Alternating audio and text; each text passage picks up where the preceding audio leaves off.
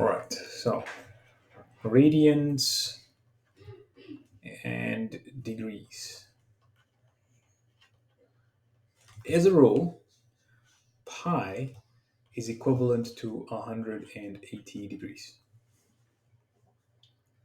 And if you remember that, you can go pi over 2 equals 90, pi over 4 equals 45, or even 2 pi equals 360 degrees.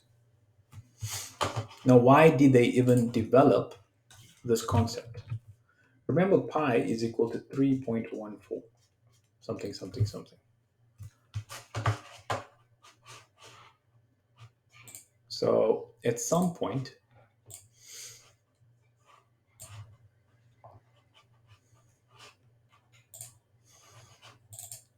all right, so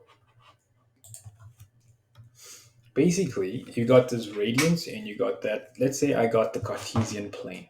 I got the Cartesian plane, and I know that I just drew a sine graph, and the sine graph happened to finish at 360 degrees. At 180 it cut, at 90 it turned, and at 270 it turned again. And at 0 degrees it did the same thing, continuing in the other side. But on the Cartesian plane, you don't see any degrees. You have just x values and y values. So if I keep it as x values and y values and not degrees, because on the Cartesian plane I don't have degrees. I've got x numbers and I got y numbers. So those whole concept said, okay, well, let's keep the numbers, but let's apportion pi to exactly a figure number. So this is going to be pi, which means that this number is actually 3.14. The equivalent on x, which means 3 would be here, 2 would be here, 1 would be here, and that would be the equivalent of 180 degrees had we drawn a sine graph.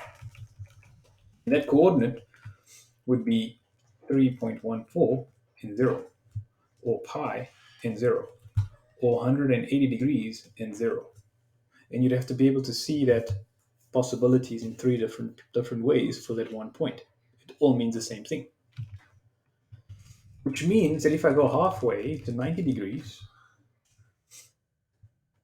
3.14 divided by 2 comes to 1.57. So this coordinate is going to be 1.57, and the maximum of sine is 1. And that's the equivalent of 90 degrees in 1. It's also the equivalent of pi over 2 in 1. So what they did, instead of labeling 3.14, 1.57, and all these numbers which are different every single time, if I double this, it becomes 6.28. Instead of writing numbers, they just use the symbol pi. Pi over 2, 2 pi. And this is 3/4 of 2 pi. So 2 goes into the 2, which is 3 pi over 2 for 270 degrees. So if we want to convert at any point, just remember that if pi is equal to 180 degrees, I can then divide this, fraction this, double that, etc., and work my way backwards if I need to.